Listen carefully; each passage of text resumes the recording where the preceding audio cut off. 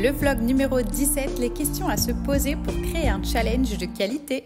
Pour celles et ceux qui ne me connaissent pas encore, je m'appelle Nolwenn, je suis tarologue cartomancienne et je vous partage par ici mon quotidien en tant que tarologue, ce que je vis, mes expériences, mes prises de conscience, mes réflexions. Mon but c'est vraiment de vous montrer de A à Z mon métier et ce qui se cache en dessous.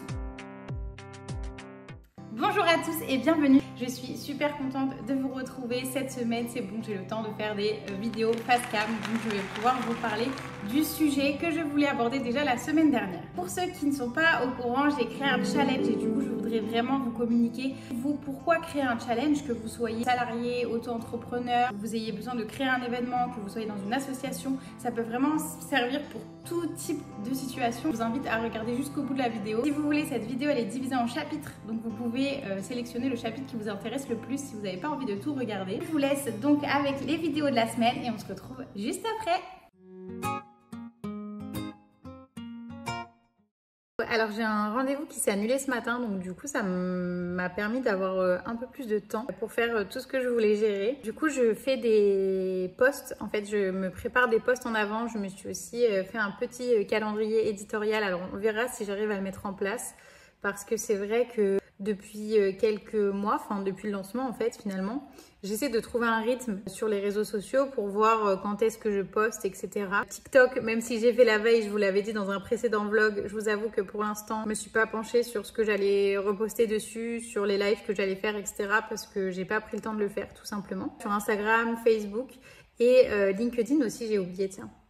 J'ai plein d'idées pour LinkedIn, mais pareil, il faut que ça se mette en place, que ça se construise. Et là, je suis en train de faire du contenu en avance, enfin des posts en avance, des visuels, vu que j'ai un peu plus de temps devant moi.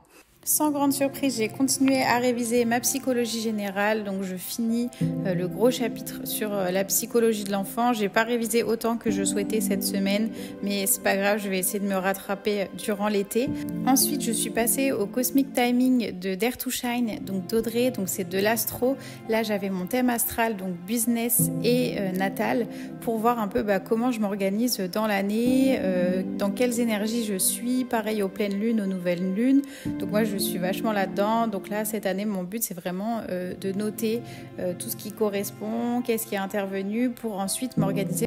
Je vous montre aussi un petit aperçu de mon calendrier éditorial. Alors, c'est tout simple, mais moi, ça me convient très bien. Ce matin, j'ai pas mal fait de réseaux sociaux puisque avec le calendrier éditorial du coup que je me suis fait, finalement, j'ai pas mal de choses à faire. Le plus important, ça reste quand même les posts.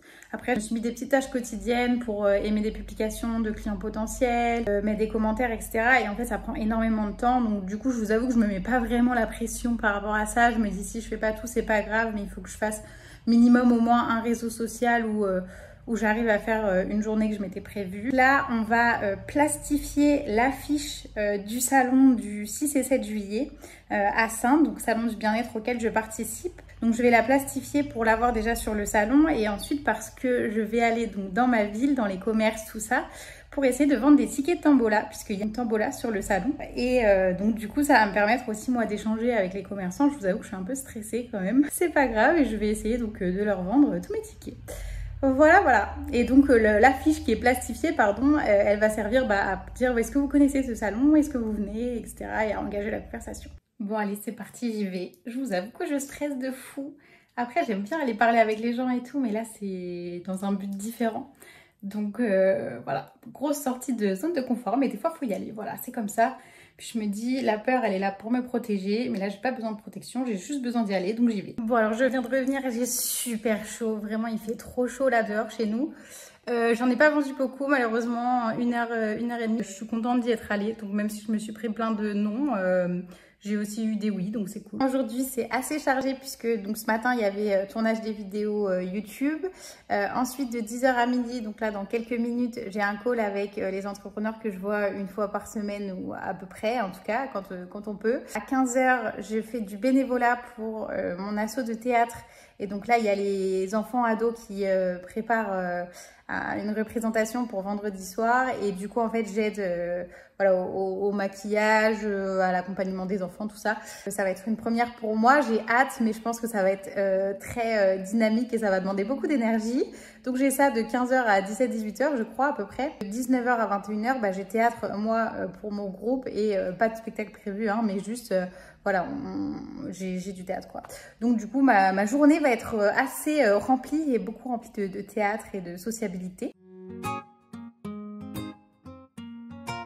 Donc aujourd'hui, je voulais vous parler de créer son challenge. Pourquoi je fais cette vidéo? En fait, j'ai eu un call la semaine dernière, il me semble, si je dis pas de bêtises, avec un petit groupe d'entrepreneurs que j'ai l'habitude de voir toutes les semaines ou presque. Et il y a la personne qui a créé ce groupe qui m'a demandé c'est quoi les objectifs de ton challenge, qu'est-ce qu'il y a derrière. Et en fait, sur le coup, je me suis retrouvée un peu bête parce que je me suis dit, bah en fait, j'avais juste envie de le faire et ça me fait kiffer. Et du coup, je me suis dit, oui, mais en fait, ok, pourquoi je le crée vraiment? Alors on va commencer avec le quoi. Quoi, c'est un challenge. Ok, ça on sait, c'est bon, on a compris. Qu'est-ce qui le définit réellement? Quelle est sa thématique par exemple? Moi c'est sur le mindset de rêve, le fait d'être bien avant l'été, de se plonger dans l'été avec un bon mood ou en tout cas de visualiser un peu ses projets avant l'été pour ensuite passer l'été avec plein d'objectifs, plein de rêves, plein de motivation. Tu sens que tu as plus envie de te poser, ben tu vas te poser cet été. Vraiment d'ancrer une intention dans ce challenge et de voir un peu justement aussi où t'en es avant l'été, comment tu vas passer ton été. C'est ça, moi, mon challenge. Donc toi, ton challenge déjà, qu'est-ce qu'il a comme thématique? Qu'est-ce qu'il va aborder? Qu'est-ce qu'il va représenter? Qu'est-ce qui définit ton challenge? Si là, tu devais donner à un enfant ou à ta cible une définition de ton challenge, comment tu le définis avec une phrase assez courte et compréhensible? Alors le pourquoi, tu peux aussi le mettre en premier si ça t'aide. Le pourquoi, c'est pourquoi tu vas faire ce challenge? Qu'est-ce que ça va amener? Quel est l'objectif derrière pour toi et pour les autres? Au montage, je me suis aperçue qu'il me manquait une vidéo, donc j'ai dû avoir un problème à l'enregistrement. C'est pas grave, on va la faire comme ça. Donc quel est ton objectif? Qu'est-ce que tu y gagnes toi à faire ce challenge? Par exemple, moi pour mon challenge, ça me donne plus de visibilité, j'ai des beaux échanges, je peux voir un peu les besoins de ma communauté, je peux apprendre à gérer un groupe Telegram et voir à petite échelle si ça me convient. Challenge, je le propose aux autres aussi pour que les personnes aient des pistes de réflexion pour faire de l'introspection. J'ai mis en place aussi des petits défis, donc c'est qu'il y ait une petite dynamique qui se mette en place quand même et qu'on adapte le cerveau en se disant ok, on le reprogramme pour être un peu motivé pour cet été. On est dans un groupe, on est dans un petit challenge, on se dit ok, ça me motive et j'y vais. C'est aussi pouvoir proposer des tirages qui sont différents parce que quand on est cartomancien, cartomancienne, tarologue ou qu'on est déjà un peu dans les cartes, on a tendance souvent à faire des tirages qui se répètent, qui sont un peu les mêmes. Dites-moi en commentaire si vous faites souvent les mêmes tirages ou pas. Ça permet aussi pour les personnes qui font mon challenge d'avoir différents modèles de tirage, différentes manières de penser et d'ajouter aussi quelque chose de nouveau. Moi, c'est aussi du contenu gratuit en fait que je vais proposer pour que la personne, ça l'aide à se poser d'autres questions, des questions qu'elle ne se serait pas forcément posées avant, de faire de l'introspection, de prendre un moment pour elle et aussi de rencontrer du coup d'autres personnes qui peuvent être un peu là-dedans et de partager sur les tirages. Ensuite, on va avoir le qui. Qui tu vas viser avec ce challenge? Quel type de public tu vas viser avec ce challenge? Est-ce que tu as une cible vraiment définie? Est-ce que c'est assez large? Quelle personne tu veux ramener peut-être à toi? Quelle personne tu veux toucher en tout cas avec ton challenge? Prenons l'exemple d'une association de jardins, de plantes vertes. Tu fais un challenge pour que les gens y soient plus éveillés à l'aspect écologique, tu veux vraiment les pousser à cultiver des herbes aromatiques, à être un peu sensibilisés à l'environnement, etc. Ou tu vas viser des personnes qui, pour l'instant, n'ont peut-être pas conscience de leur impact écologique. Tu vas viser des personnes qui ont un peu de connaissances peut-être en recyclage, etc. mais ne sont pas vraiment prêts non plus à cultiver eux leurs propres plantes, même s'ils habitent en appartement, je ne sais pas. Tu vas pouvoir un peu définir ta cible et toi vraiment le type de personne que tu veux toucher et ensuite ça va te permettre toi de créer tes posts, par ton moyen de communication en fait, de toucher ces personnes-là avec les infos que tu as récoltées et avec lesquelles tu vas pouvoir construire. Donc voilà, c'est le qui. Moi par exemple, mon challenge, il s'adresse aux personnes qui me suivent, aux personnes qui ne me suivent pas encore mais qui sont intéressées par le tarot et aussi par le développement personnel puisque dans mon challenge j'ai fait une petite version sans tarot justement où pour les emplacements des cartes en fait tu te poses toi ces questions là. Comment je me sens actuellement par exemple, truc tout bête, même sans les cartes tu peux toi te dire ok si je me pose 5 minutes là actuellement comment je me sens, qu'est-ce qui se passe en moi.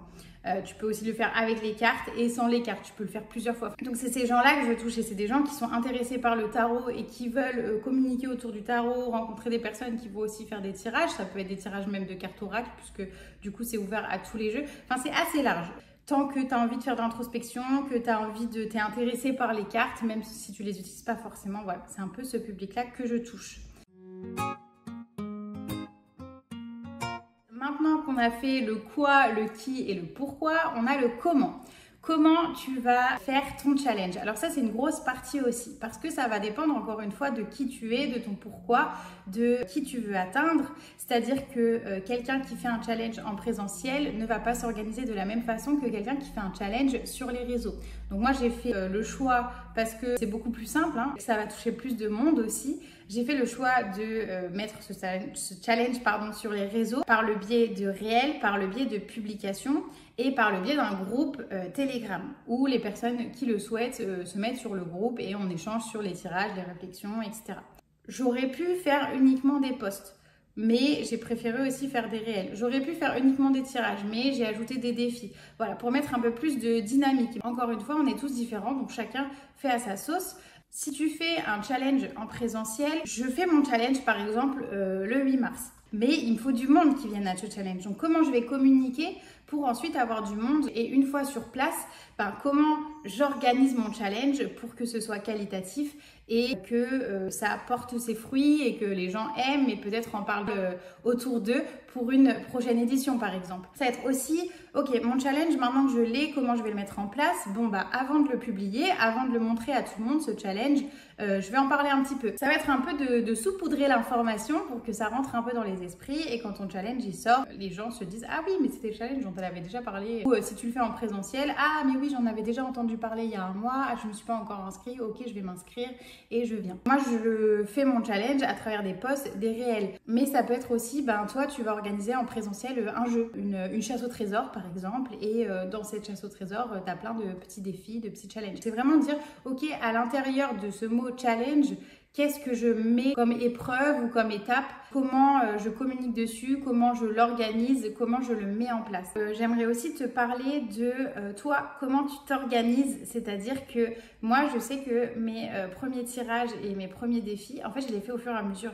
C'est-à-dire que là, maintenant, on est à la semaine 2 du challenge. La semaine 3, elle n'est pas encore totalement construite parce qu'en fait, je fonctionne en mode, ok, j'ai des idées, je les mets à plat. Et en fait, au dernier moment, je vais me dire « Oh, non mais attends, en fait, je pourrais faire ça. » Et là, j'ai un truc qui se construit dans ma tête. Et du coup, je peux balancer tout ce que j'ai fait d'une semaine, que j'avais mis à plat un peu des idées comme ça, pour ajouter autre chose. Par exemple, la semaine 2, là, j'ai fait un tirage sur la marguerite d'été, que j'adore d'ailleurs. Mais en fait, la marguerite d'été, je l'ai préparée le week-end dernier. C'est-à-dire que toute la semaine, j'avais l'idée d'un autre tirage, toute la semaine dernière. Avant de sortir le tirage de la semaine 2, qui sort en fait le lundi. Donc, j'ai tout effacé ce que j'avais prévu. Et j'ai fait cette marguerite d'été. Parce que je sais pas, l'idée, elle a pop dans ma tête. Et donc après, si vous fonctionnez d'une différente manière et que vous aimez que tout soit carré de A à Z avant de publier ce que vous proposez, allez-y, faites comme ça, faites comme vous le sentez. Et aussi adaptez à votre mode de fonctionnement. Moi, je sais que je peux pas là vous dire ce qui va sortir, même si j'ai quelques idées. Voilà, mais c'est pas ancré encore dans la matière. Mes posts, ils sont pas prêts à la date précise. Je sais que j'ai une deadline parce que tous les lundis, tous les jeudis. Mais je me laisse l'opportunité de réfléchir, de penser, d'innover parce que mon esprit, il marche comme ça. Et enfin, dernière chose dans le comment, je vous invite, une fois que le challenge est fini, à continuer les étapes du marketing. Ok, le challenge, il est fini. Ça ne veut pas dire pour autant que vous, votre boulot derrière, il est fini. Non. Pourquoi? Parce qu'on peut proposer des réductions sur des offres. Si vous êtes en association, vous pouvez proposer une adhésion gratuite ou une adhésion réduite. Vous pouvez proposer une invitation à un événement vraiment privé pour les personnes qui ont suivi le challenge. Un quart d'heure, 20 minutes de vidéo tout ensemble pour débriefer de ce challenge et ce que ça vous a apporté. Tiens, d'ailleurs, ça me donne une idée. Donc ça, c'est pour amener les personnes qui ont fait le challenge à continuer à vous suivre. Elles ne vous suivent pas encore, à vous dire « Ok, Bon, bah en fait, là, par contre, j'ai vraiment envie d'y aller maintenant que j'ai vécu ça avec elle ou lui ou n'importe qui. Ok, en fait, c'est pas mal. Et en plus, il me propose ça derrière, donc j'y vais. Vous continuez, en fait, à fidéliser le client ou la personne qui vous intéresse. Et ensuite, vous pouvez, par exemple, envoyer un questionnaire de satisfaction. Ça ne coûte rien, ça prend 2 minutes à remplir.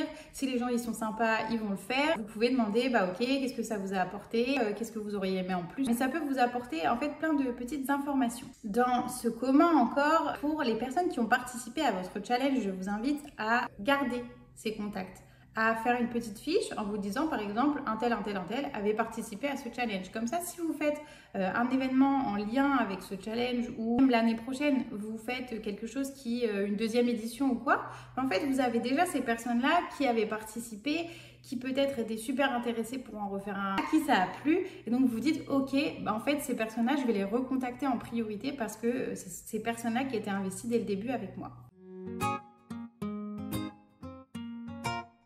Quand faire votre challenge? Ça va dépendre aussi de un peu la vie de votre association, de votre entreprise.